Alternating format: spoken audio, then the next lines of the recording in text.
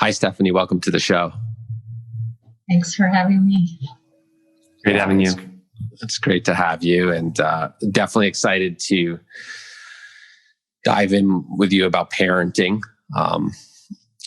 This is something you've really specialized in.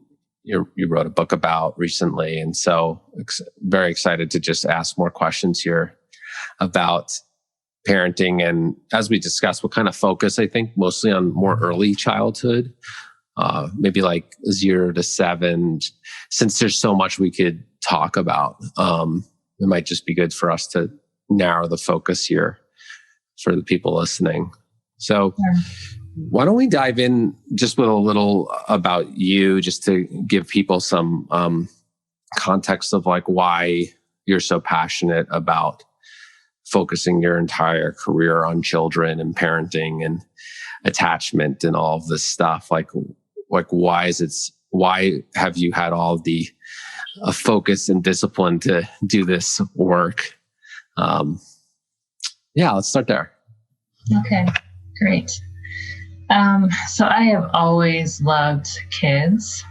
I started out first as a journalist, then as an elementary school teacher and middle school teacher, and then went into therapy and did a lot of work with children and got my degree in wilderness therapy. But I really wanted to focus more on children. And when I met my husband, Dan, we had a baby in that first year together. And I got really clear that that's where I wanted to focus all of my energy, that I didn't want to be spending months out in the woods with other people's kids. I really wanted to focus on my own children. And so I did Annie Brooks training on somatic attachment work. And that was a 2-year training. And Dan and I actually did that work together and brought our first child, Caitlin, into that training. And that's where things really just kind of got super exciting, right? Like I just really found my niche in that space, and really started looking at attachment and the way it plays into the physical body, the emotional body, and really just having my first child. Our first child was kind of mind-blowing. So after all of these years of working with children, other people's children, and having read pretty much every parenting book out there, and I just felt like I knew what I was getting into. And it was so humbling to actually become a parent and realize that it feels very different from the inside. So I really kind of had to laugh at all the great advice I'd given all these people when I wasn't a parent yet, because it's so different for everybody. And so because it was so humbling, I really was working from the ground up in terms of really relearning everything that I had learned academically in school and in trainings about attachment and about parenting. And so it really feels like that's my life's work with my own children, but also to really try to bring that information out for other families, other couples and their children. So, it's been really such an amazing ride. Both of our children are very different. They have very different temperaments. And so during the process of starting to raise our second daughter, who was very different from our first daughter, I got to relearn everything again in a different way. So that's been really fun as well, just to feel consistently challenged in a lot of ways, and had my ideas challenged. So it's a great place of growth. I think it's perhaps one of the most powerful ways that people can grow. First is in relationship, and second is in relationship to your own children. You mentioned the word challenge. How obviously there's a lot of challenge and rewards to parenting.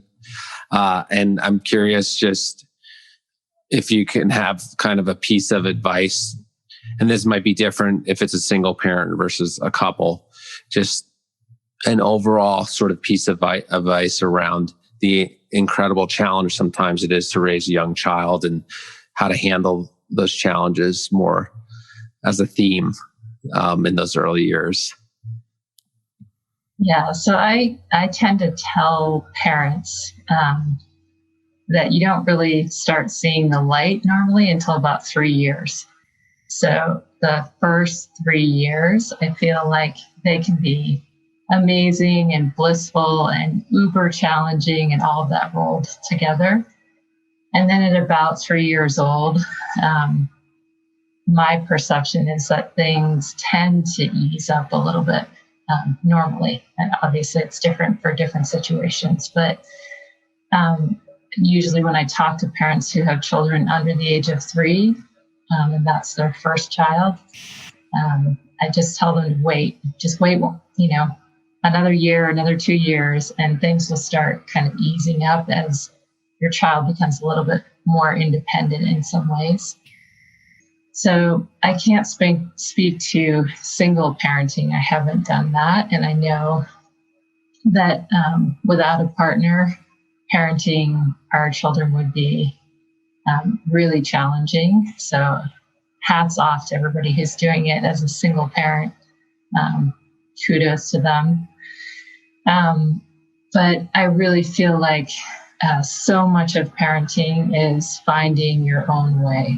So every family is set up differently, and they have their own beliefs, their own values, and really finding your own way as a parent is part of the fun and the challenge of it. Right? So as parents, people will hear a lot of different kinds of advice. And some of it will be helpful and some of it really won't. And it just depends on that family's system. And so really weeding through what makes sense to that particular family is. Great. So I wonder if we could drill in a little deeper here, Stephanie, around what you said. I really was intrigued because it reflects my experience as a parent, that the education I got about, which in medical education was a lot less than what you've pursued, was very different from the inside out experience as a parent in the first few years. And I'm wondering if you could tell us a little bit more about that and your thoughts about why the academic information is so different from the lived experience for parents with young children. Curious your perspective there. Thanks. Sure, I'll do my best. So there are so many amazing things out there that are written about parenting and about children.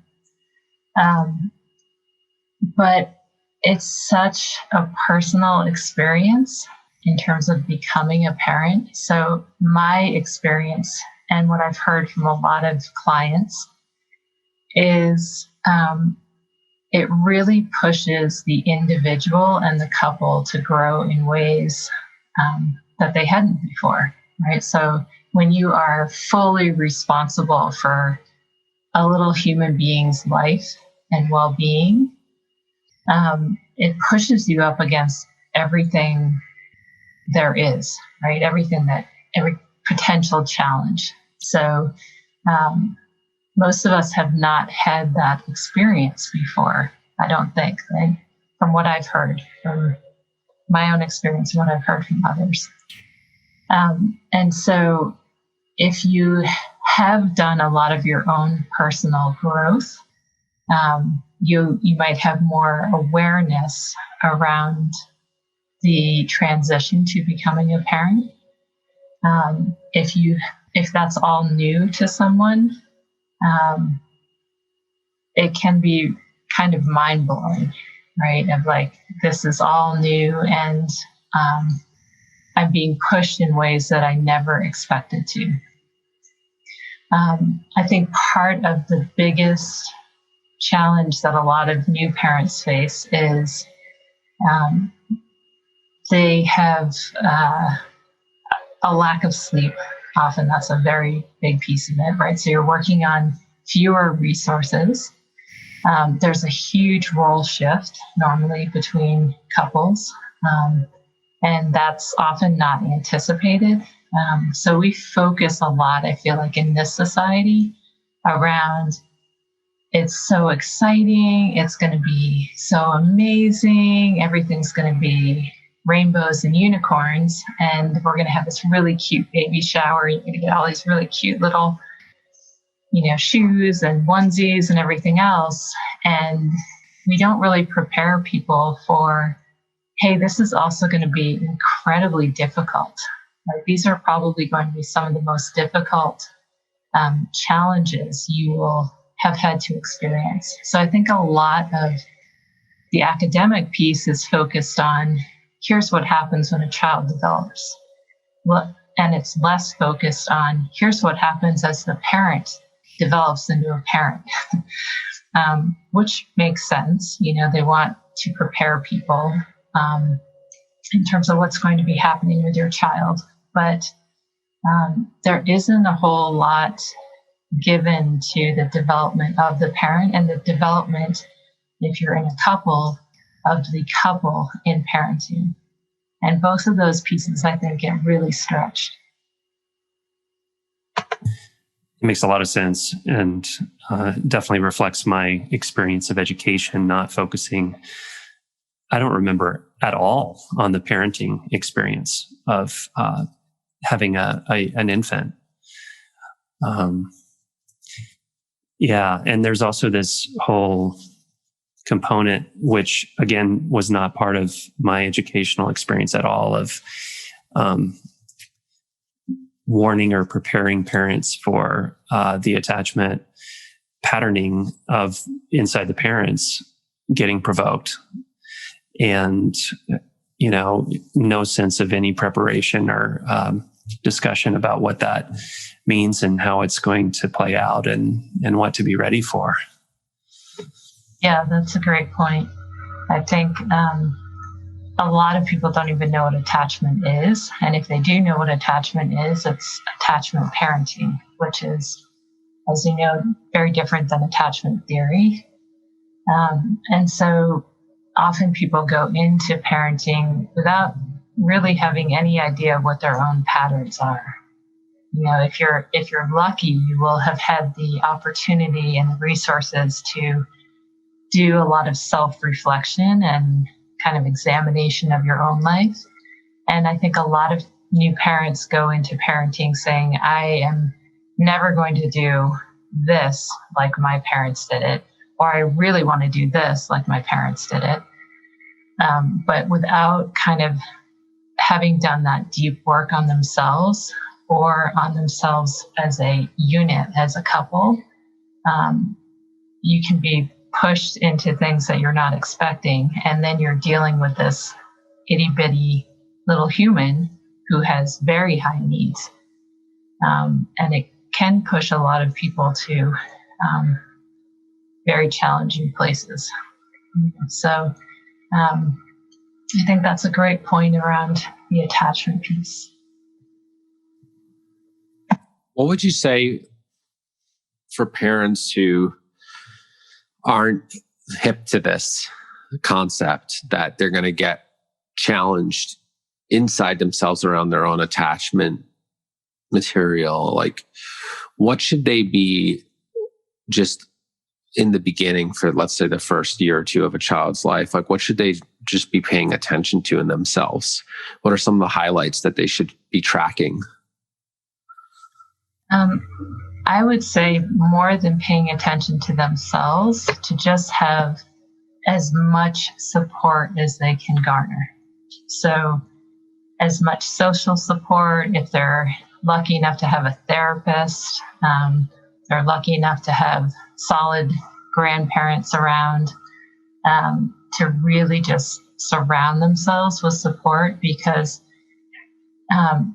as we know, as therapists or previous therapists or physicians, you need your community. You need people around you who can tell you that hey, I know it's hard and you're still doing a great job. Or to ask questions about like, hey, I'm having this challenge. Did that ever happen for you? How did you navigate that? And so really the pieces that I look for are kind of the red flags. Like if somebody's really struggling and they're not getting support, right? If they're experiencing some form of more of a mental health crisis like depression, severe anxiety, OCD, things like that. Those are the pieces that I really get concerned about. But I expect everyone as a parent to go through challenges. And I also look for the pieces where everything seems perfect. So the mom who's, showered and has her makeup on and is really like ready to go and everything's great and tons of energy, that's kind of a red flag to me as well at some points in early parenting. To someone who's trying to maybe keep it all together when perhaps things are not really all together. So those are the things that stand out to me. And so that's why I want to focus really on helping people get as much support as they can get, because it is hard. Yeah, one of the things that you mentioned earlier that is especially hard is the sleep deprivation. And I'm wondering if you could share with our audience some headlines of what kinds of approaches or interventions might be really useful for those early years with sleep. How you work with that. Yeah.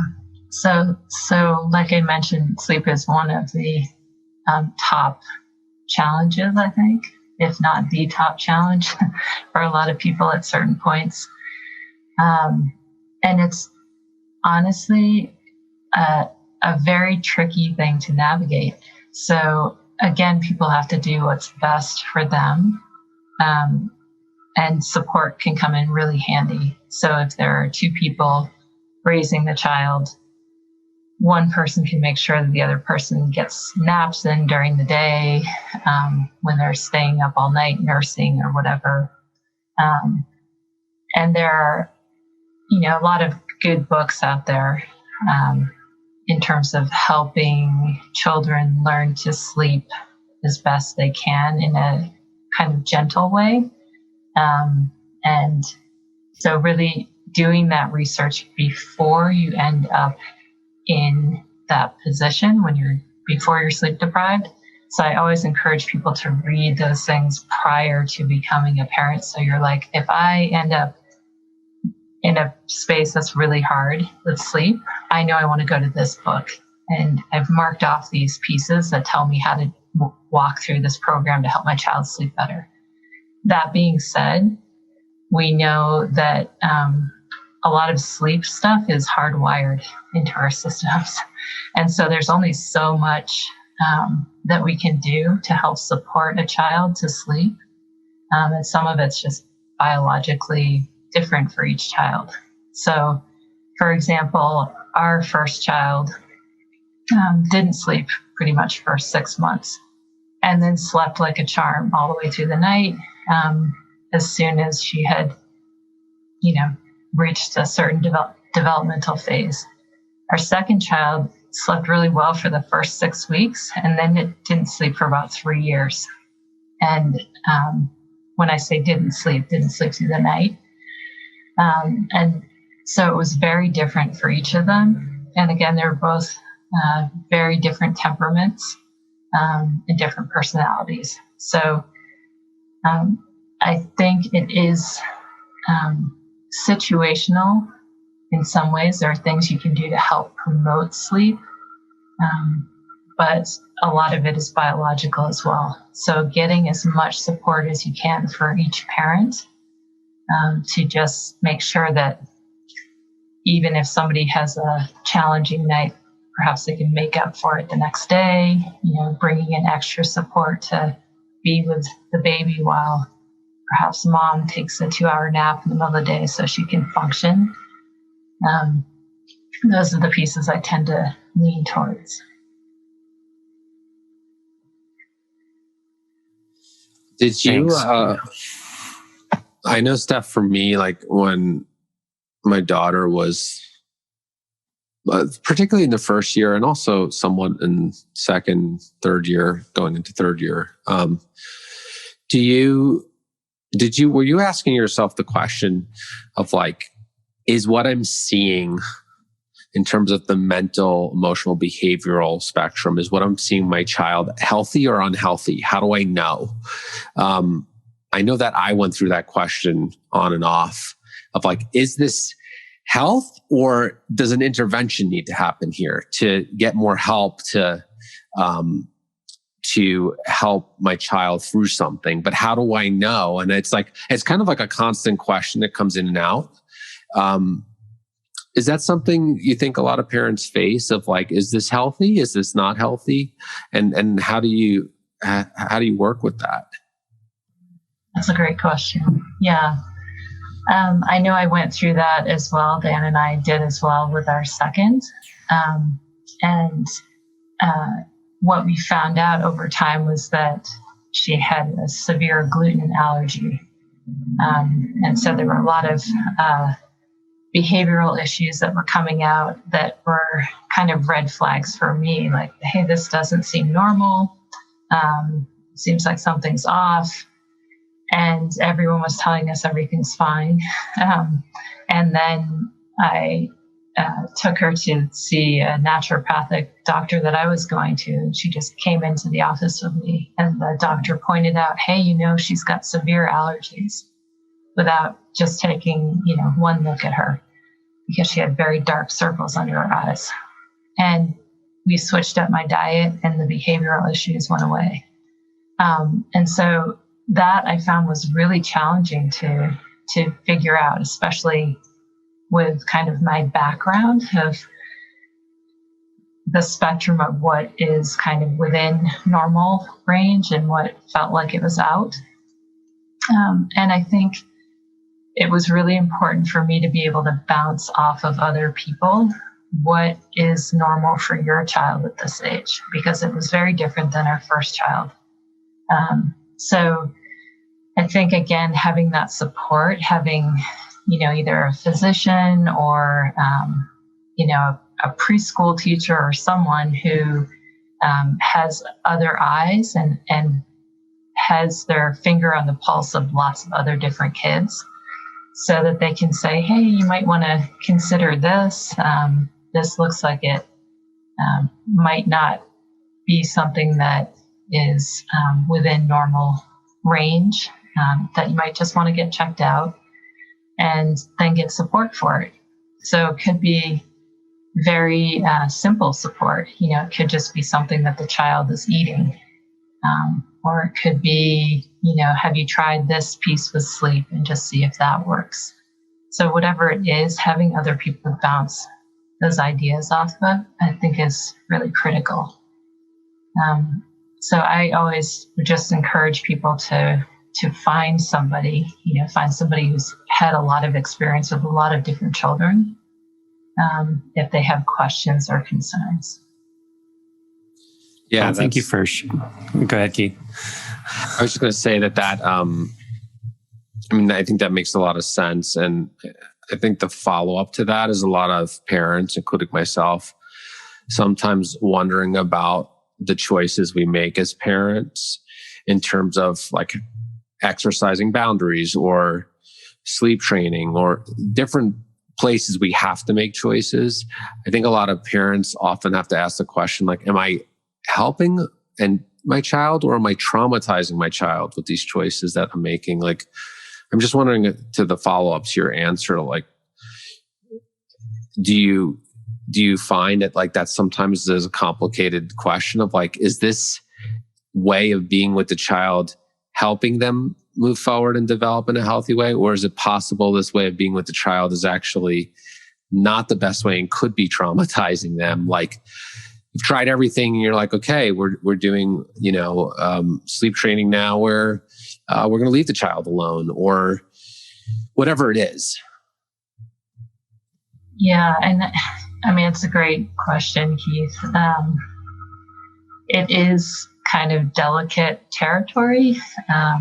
I always believe that parents are doing the best that they can do generally, right? So it's the belief that people want the best for their child. And also sometimes things are so hard and you've tried everything and it seems like nothing has worked. That sometimes you try things that maybe looking back feel a little questionable. So I think if we can be really forgiving of ourselves and know that so much of what happens, even if it maybe isn't the choice that you would have wanted to make, so much can be repaired, right? So it's if you are at your wit's end and you haven't slept for 2 months and you can't function, is it the wrong choice to leave your child to cry it out? Not necessarily, right? Like maybe that is what needs to happen for the whole family to be healthier and a little more sane, right? And then just really talking with your child, no matter what age they are, about why you're making the choices that you're making, right? So even an itty bitty infant can read your energy, even if they don't necessarily understand the words. So if you say, you know, mommy hasn't slept in so long that I'm almost becoming a danger to myself. Like I don't trust myself cooking a meal because I might catch the house on fire. You know, that's not safe. And so I'm going to let you try to, you know, soothe yourself tonight when I put you down instead of running every time you cry, right? And maybe the mom ends up sleeping through the night because she's so exhausted. And maybe the baby ends up sleeping better. So maybe that ends up being actually the best choice for that family at that time. And again, I think the key is that things can be repaired. So if you make a choice that you don't feel good about later on, really talking with your child about it. Like I wish that I'd had more resources to be able to do something differently, but we felt like we had tried everything. And this was kind of our last resort. And I hope that we can just work through this together because we all want the best for our families. It's beautiful. A way to talk about limited resources. And what's coming up for me is as you're speaking about this, Stephanie, is the really tough jam that parents are in right now with social isolation and a pandemic and this need for social resourcing and grandparents on the scene to help out. And most families are not living in multi-generational households, from what I can tell. And so I'm curious from that perspective, if what your point of view is here about what's happening for parents right now in a pandemic. And do you think we're going to see, because of the challenges and the more limited resources for parents right now, are we going to see more mental illness in the children or more challenges later? I know it's just a prediction, but I'm curious your perspective about what we're going to see in the future as a result of what we're going through right now. Yeah, that's also a great question. Well, it is super challenging right now for so many people.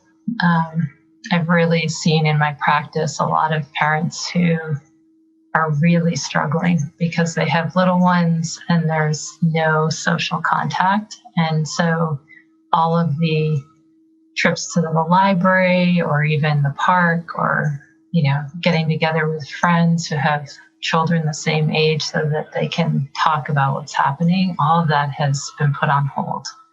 And so I'm seeing a couple of different things. One is that people are getting super resourceful. And there, a lot of people are connecting more with their partners. I'm not working with any single parents right now, so I can't speak to that. But they're connecting more with their partners. They're finding ways to really make the situation work as best as they can. And they're reaching out more online, which isn't the same, but it meets some of the criteria. And their children are getting a lot of connection time actually at home with their parents. So that has turned out to be a bonus for some people. The flip side of that, obviously, is we hear the stories about kids growing up in abusive homes or neglectful homes, which obviously makes the situation much worse when you're in a confined space. And that's obviously very damaging. And then there are the people in between who are, they're trying to work. Both parents are trying to work, and they have these little kids at home, and that's really hard. And we know already what the pandemic has been doing to teens. So, a lot of the mental health issues for teens have skyrocketed because they don't have their peers. So I'm not really completely sure how to answer that question of what it might look like. I imagine for some people, it could be more of a bonding experience with their families. For other people, obviously, it'll be a much worse situation. And then there will be people in between who they've had some losses and they've had some ways that they've been able to connect. So my hope is that once things kind of move through, maybe in the next 6 months when more people are getting vaccinated and things can kind of move to a new normal, that people will really seek out a lot of social support and just, really talk about the things that were hard for them. And also, if they can get support online, like talk to their therapist online or their doctor online or friends online, that can help mitigate some of the challenges that might crop up after this is all done.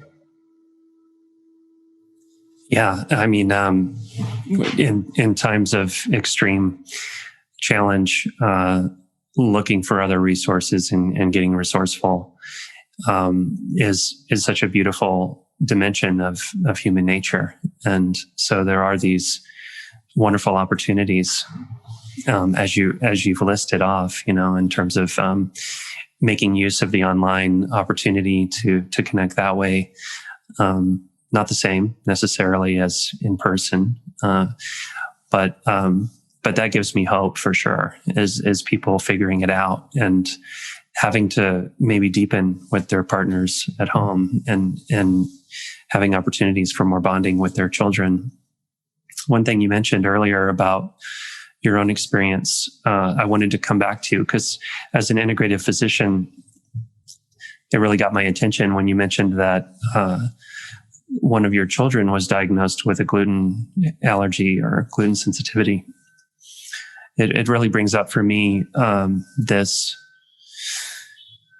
what as a psychiatrist I would say is kind of an epidemic of children being diagnosed with major mental illness before the age of 5 and medicated, using adult medications to treat children who are very young for bipolar disorder or major depression or ADHD.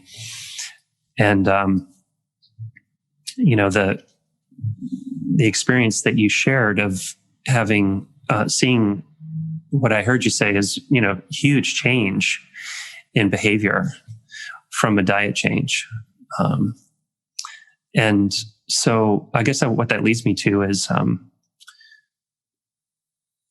do you think that this more holistic or naturopathic or integrative approach to child health is something that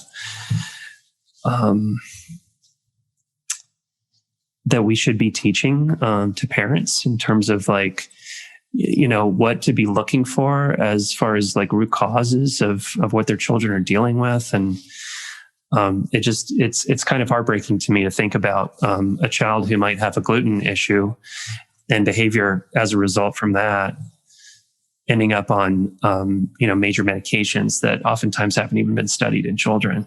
So what are your thoughts there? Yeah, I'm a huge proponent of giving people as much information as they can tolerate in terms of health. And I think one of the places in this country, especially, where we fail is in nutrition. And so really looking at the impact of food on our mental and physical well-being is a place that I feel like the United States is pretty far behind on. We're pretty good at coming up after the fact and trying to cure things, trying to make things better without looking at what might have caused the actual predicament. So for me, it was an awakening as somebody who I've eaten healthy, or what I considered healthy, for most of my life, and not even realizing that gluten could have, for my child, the impact that it had, where literally there were temper tantrums that went on for 2 hours and nothing that we could say or do to help support it. And it was really, really shocking for me, just not having any idea what to do. And it really took someone from the outside saying, this is what I see, try this, and watching a 180-degree shift in what was happening. So I think it should be taught to parents. This is how important these things are. And here are some pieces you might want to look for. If your child is having some behavioral issues or trouble sleeping or whatever, you can try perhaps changing their diet in certain ways, or really looking at how much sugar they're eating or whatever it is, right?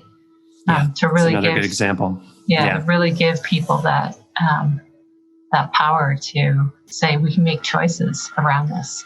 It doesn't have to be like this. What do you think is necessary to help children set them up for success outside of like healthy attachment, healthy bonding? In terms of, is there a need to focus on like where children's sort of zone of genius are and cultivating that with them? Do you think that takes care of itself? And it's really just about being a loving parent that could just foster a good environment for them, and that takes care of it for themselves? Or do you feel like helping identify with your child, like where their strengths are, is important, and really fostering those? I kind of subscribe to the idea of exposing them to a lot of different things, and finding out what they love. And so, if your child is really drawn to music,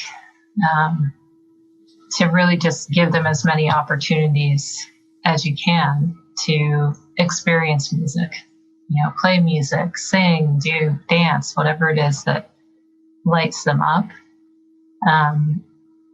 I don't go so far as to kind of push them in any direction, but to just open the doors, like there are so many things that you may be interested in that might excite you or interest you.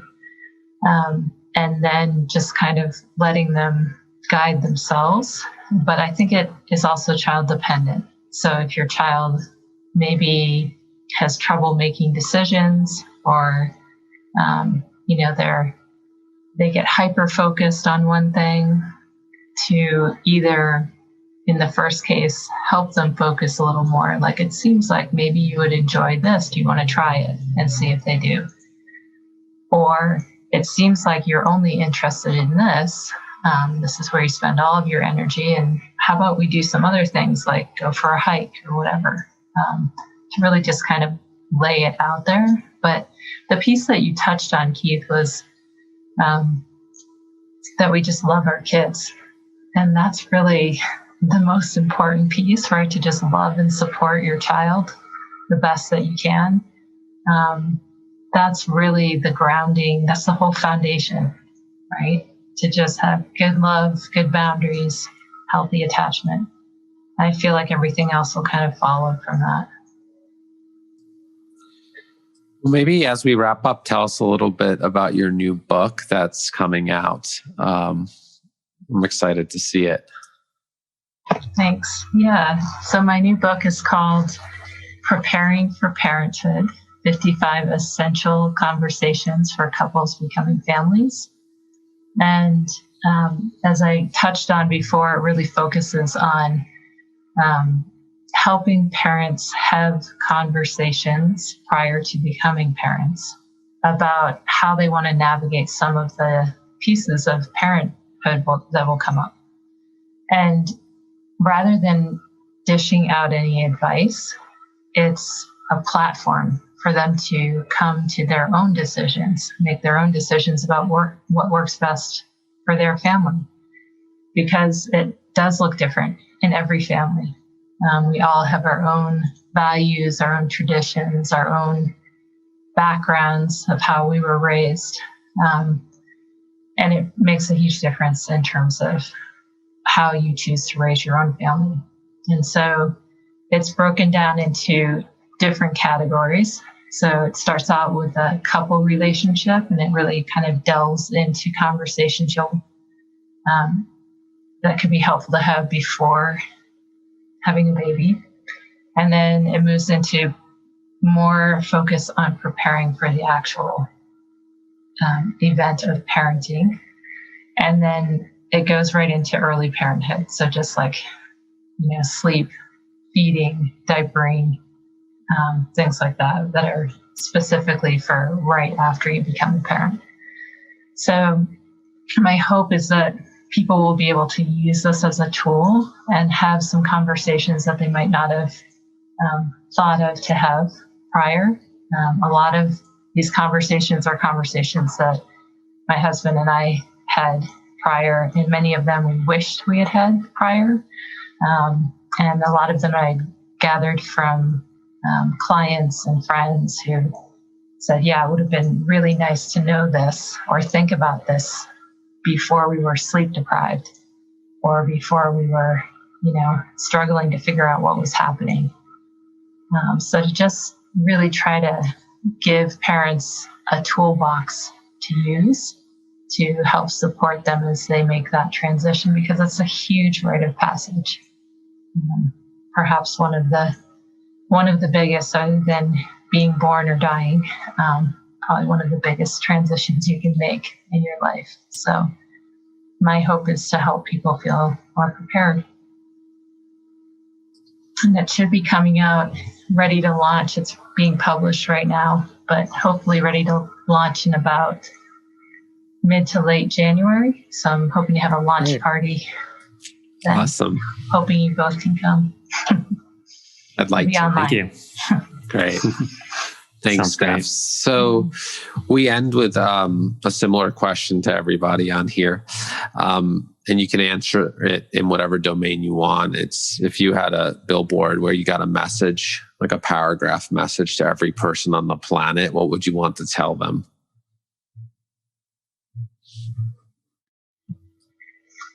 What would I want to tell them? I guess I would want to tell them that you're okay, just as you are. Just keep on keeping on, and you'll find your own way. That's pretty much what I'd want to say. Hang in there, especially now. Beautiful. Thanks, Steph, so much for being on the show. Thanks so much for having me. I appreciate it.